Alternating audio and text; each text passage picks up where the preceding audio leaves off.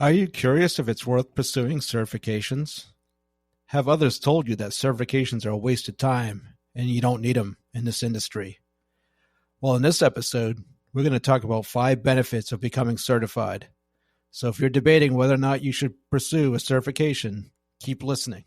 Do you want a career in cybersecurity? Are you unsure how to start? Curious what it means to be a cybersecurity professional? This is the Cyber Job Hacks Podcast with Dr. Jeff Colburn. He's a 30-year industry professional and the founder of Team Caveo, a company that specializes in helping people launch cyber careers. Join us on this podcast as we explore what it means to be a cybersecurity professional and how to get started. Welcome to the show.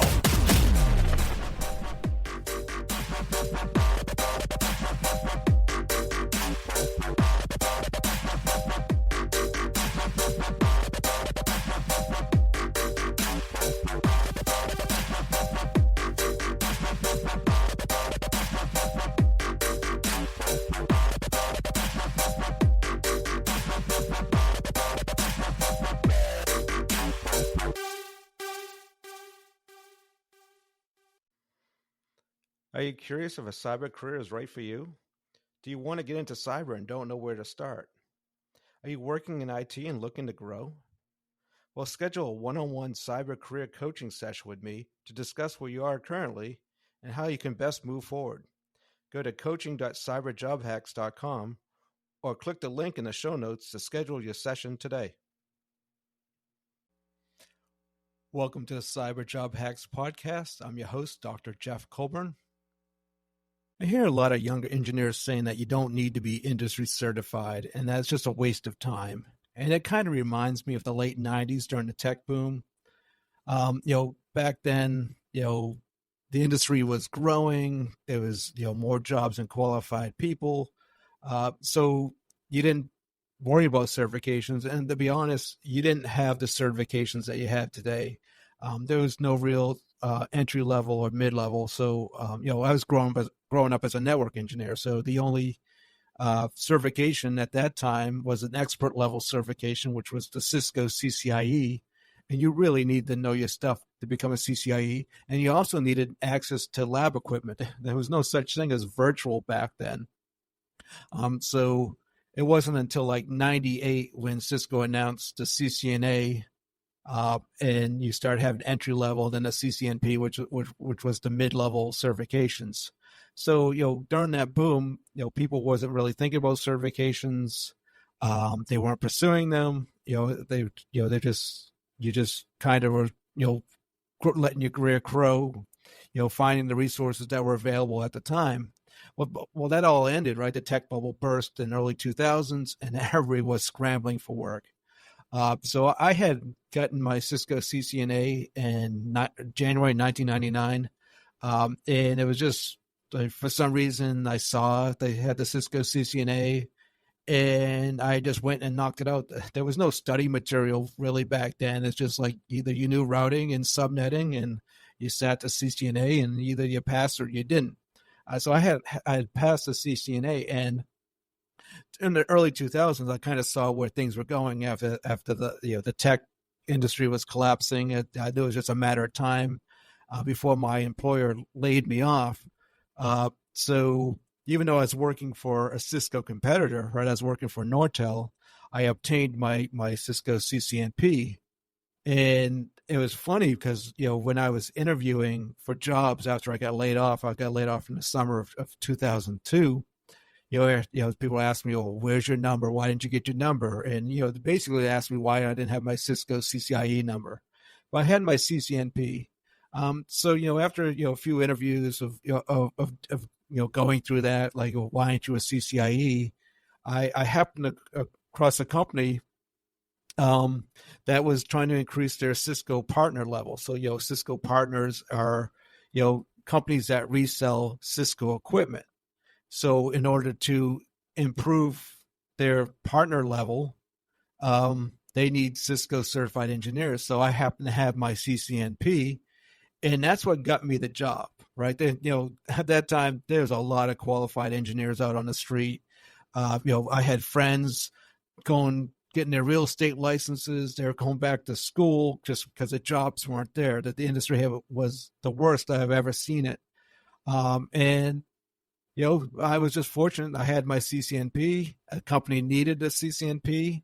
And I believe that's how I got the job, is because they were like, hey, we're trying to move a level up, because as they improve as a Cisco partner, they get, they're able to buy Cisco equipment at a cheaper price and sell it with a greater margin. So the fact that I was certified was a benefit to that company.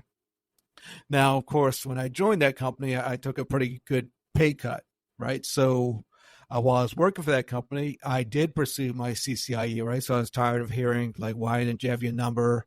Why didn't you get it? It was almost like the table was turned. Before, nobody was worried about the number. Then now, because they have so many people to select from, they're like, why don't you have your number? So I went. I joined that company, and the first thing I did was start studying for my CCIE, and I passed. And when I passed, I found another job, and I doubled my salary. Right, I was back to where I was. So it was the certifications really that saved my career. Right, it's like I will always be grateful for the certification, because one, it got me a job when there was very few jobs to be had, because the industry took a huge hit, and I was able to grow my career. And, the CCIE has been gold, to be honest to you. It's really served me well in the 20 plus years that I've had it. So to me, there's many benefits to pursuing certifications, and I'm going to share 5 of them that I found personally, throughout my 30 plus year career, and also that I've seen with my students. And, the first benefit I see is the journey, right? I'm not talking about the journey. I'm talking about that time from when you start studying to you sit and pass the exam, right? I refer to that to the journey. You're studying the material, you're labbing the technology, you're practicing. And honestly, it's this journey that makes you the stronger engineer. It's not passing the exam. The passing of the exam is just validating your skill set and your knowledge. And we're going to talk about that a little later, but it's the journey, right, that you've been studying, you've been practicing, and it just makes you a better engineer, right? You spend countless hours studying and you're labbing, so your knowledge is improving, your skill set's improving. And that's how I gained a better understanding of technology. I study, especially when I was studying for my CCIE. I spent nights and weekends for 8 months studying and labbing the technology. So I had a deeper understanding of the technology and how to apply it in the production environment. And it's funny because I remember my friend, when he passed his CCIE, he was almost disappointed, right? Because the journey was over. He missed all that time studying and that time in the lab. And really, the trick is like, once you finish one journey, right, you have to find that next challenge, right? Then you set out on another journey, right? If you're going to be in this career and you want to do well in this career, you're always studying, you're always growing, you're always on a journey of improvement or a journey of growth. So the second benefit I found, in certifications is it focuses your study and your growth, right? There's a lot of information out there, right? And you can get easily distracted. Like, one thing will interest you, it's like, oh, I want to look into that, and then you'll see another technology. It's like, oh, I want to study that, and you don't really develop a deep understanding of anything because you're jumping from one topic to a next, and you can sometimes go down these rabbit holes. But what I found when I'm pursuing a certification, it keeps me focused, right? So I have my exam topics that are listed for each exam, and that serves as like the syllabus for my studies, right? It's like, oh, here's the topics I need to know to pass the certification exam. So I know what I need to study, and I know what level I need to know it at, right? So it's the certifications exams, they kept me disciplined and they kept me on track. So, I think, the journey, but also the fact that it's focused, right? I'm on this journey, but I'm also on a very focused journey. I'm trying to learn a set of technologies around a certain topic, right? So to me, that adds that benefit that's the benefit of certification.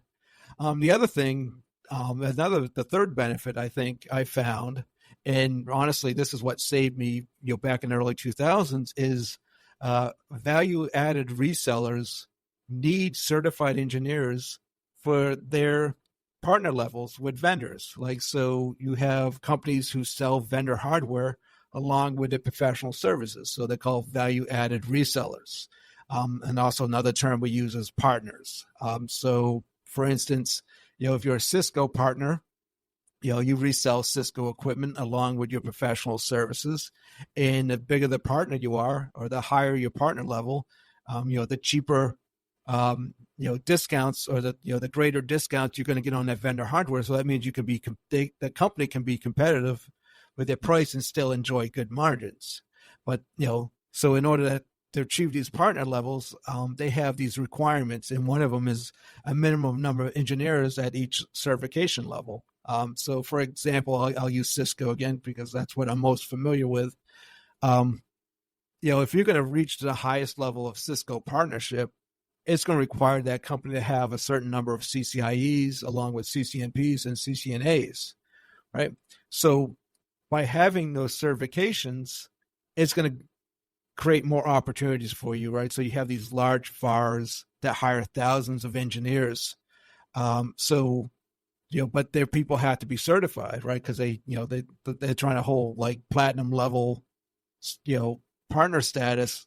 Their engineers have to be certified. So when you are applying for a job and they see that you're certified, like it did for me in early 2000, I had my CCNP. I stood out above the other engineers that were at the equal skill level as I was. I was like, oh, well, he's a CCNP. That's going to help us with our Cisco partnership. So we're going to hire Jeff over these other engineers, right? So that is a definite benefit, and that's not going away. Companies are constantly trying to improve their partner levels because they want the deeper discounts so they can be competitive and still have margin when they sell this equipment. So the other benefit I see is it validates your skills, right? When you become certified, right, it's showing that you have a certain set of knowledge and skill sets, right? So when you work with a group of people, they know what you know, right? They know how good you are. But that's not the case. If you're looking to transition to another company, unless somebody knows you, like say your buddy's trying to hire you over to his company, if you're just out there trying to get into a company and you don't know anybody at that company, all they know of you is what's on your resume. And you'll list your experience, but most of them are expecting the experience is either going to be exaggerated or it's going to be embellished, right? So it's not until you can get to the technical interview where you can demonstrate what you know. That means you have to get through the IT recruiter, you have to get through the hiring manager, and then you get to the technical interview, and then you'll have probably other engineers asking you technical questions. But until that point, your resume is all they see, and they're going to read your experience, and it might sound great, and it could be accurate, but there's always that assumption that it's embellished. But if you have that certification on your resume, now you have a third-party validation of your skills and knowledge, right? So they see, oh, this person has this certification. So they know this. We know they've been validated by a third party, right? And that's what's going to help you. And then you also got to think about the way IT recruiters search for candidates, right? It's based on keywords. And oftentimes they're searching on certification keywords, right? They might be doing a search for CCIE, Security Plus, right? CISSP, right? They're doing searches on that because more than likely the job requirement, right, or the job posting is going to say, well, this person requires a CCIE, or this person requires Security Plus, or this person requires CISSP, and that's what they're going to be searching on, right? So you have this validation, right? It's and they see it, and that's what's going to get you the interview, and that's what's going to get you to the technical interview, and that's what's going to get you the job sometimes. So I'll tell you another thing. The benefit of certifications is there's been several times in the past where I didn't have to interview for a job because of my CCIE, right? I was just offered the job. One time I was at the airport and I received this phone call. I was getting ready to go on vacation. I was about to board the plane and I had just posted my resume because I said, well, let me post my resume and then I'll go on my vacation and I'll come back and I'll see, what opportunities have kind of built up while I was on vacation. Well, the hiring manager called me directly while I was at the airport. He told me about the job, asked me if I was interested, and then I said, "Yeah, that sounds interesting." And he said, "Okay, when can you start?" Right. So the next time I spoke to him was the first day on the job, right, showing up for work. Right. I didn't even interview. It was the fact that I was a CCIE and he needed a CCIE, and I got the job. So again, it's that third party validation that like I said. You can put it on your resume and you can hope that, you give them the opportunity to present your case, to demonstrate what you know. But the easiest way to demonstrate what you know right on your resume is that certification, right? That third party validation of your knowledge and skill set.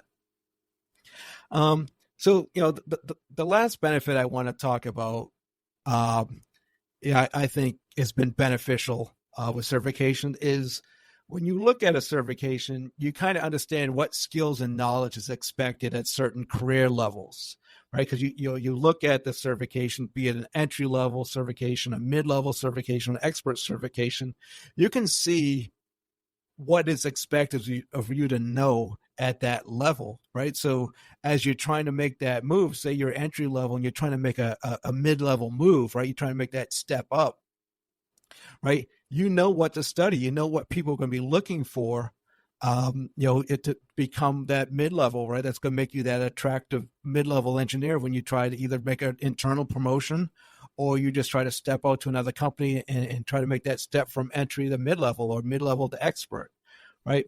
So, and then it's funny, like in the networking world, everything is kind of defined by Cisco certifications. So even though, it might not even be a Cisco environment, when somebody's talking about like what type of engineer they need, oftentimes you'll hear like, well, I need a CCNA level engineer, meaning I need an entry level engineer. Or they'll say, I need a CCNP level engineer, or I need a mid-level engineer. Or they're saying, I'm going to need a CCIE level engineer, saying I need an expert, right? So there's kind of like this benchmark of skill set and knowledge based upon these certifications. So again, if you're trying to grow your career and you need to, hey, what do I need to know, to get up to that next level? Or what do I need to know to get in the industry? The certification exam pretty much gives you a breakdown. Hey, these are the skills that are what you're expected to know at that level. So those are the 5 benefits I found on my own certification journey. The journey, focused study, the VAR opportunities, the skill validation, and knowing the skill levels, right, for the different degrees in your career. I think I found it very beneficial. Like I said, I continue to keep my CCIE active. I'll probably keep it active until I retire. Even though I'm allowed for it to go into emeritus status, I'm not going to do that. I'll keep it active until I retire because it's always been beneficial to me. If somebody's telling you that you don't need a certification or that, hey, you're wasting your time, and you might want to pause and give more thought to that, right? So that they could be right? You may not need it today, but what about tomorrow, right? I was in that situation. I was in the late 90s, early 2000s. Nobody's looking for certifications. And then just like overnight, the industry collapsed and people were scrambling. And fortunately, I had gotten my Cisco certifications and I was able to get a job when I had friends leaving the industry, becoming real estate agents, going back to school. It's what saved me. So you may not need it today, but like, why not have it? If you have the skills, like if you have that knowledge and skills like already, like, hey, I don't need a certification to prove what I know, then why not knock it out? Why not have that certification in the back pocket so in case you do need it? That's how I always view it. Like, you know what? You may not need it right now, but you may need it later. And you don't want to be scrambling, right? All of a sudden you got knocked out, you're laid off, and now you're burning 30 to 60 days trying to knock out a certification because the market got tighter and now certifications are relevant. So, that's what I always say. Like, if you know if you know the stuff, you have the knowledge, then just knock it out. Well, what's the big deal? Spend a couple $100 on a certification exam, right? That's how I see it anyway. But of course, people are going to disagree with me, and that's fine, right? You're allowed to disagree. People have other ideas of how you should pursue or build your career. I'm just sharing what I know, what I experienced the past 30 years. It's what I see work with my students as they get in industry and how they grow in the industry. But hey, if you have other ideas, I'd love to hear it. You can always jump on our Facebook page, post it. You can always put it in our comments for the show, or you can always just you can email me, right? Jeff at teamcaveo.com and say, hey Jeff, you know what, I this is what I think, or hey, I disagree and this is why. I love to hear it. I always love to hear the feedback. Always love the discussion. And hey, if there's a better way, then absolutely love to hear it. But for today, I just wanted to share that with everybody. I hope you found it useful. I really enjoy talking to y'all today, and I can't wait to talk to you again next week. So until then, have a great week. Do you want to be part of an online community of like-minded people? Join us at cyberjobhacks.com, where you'll receive the latest industry news, cybersecurity career trends, invitation to free events, and exclusive offers. So join our private Facebook group at cyberjobhacks.com. Thank you for listening to the Cyber Job Hacks Podcast. We hope you enjoyed today's episode. If so, please share with a friend who may be interested in becoming a cyber professional. Also, please leave a review on Apple Podcast. Your feedback is greatly appreciated, as it will shape our future episodes. Meet us here every Monday as we discuss the cyber job market and how to launch your career. Until next time, have a great week.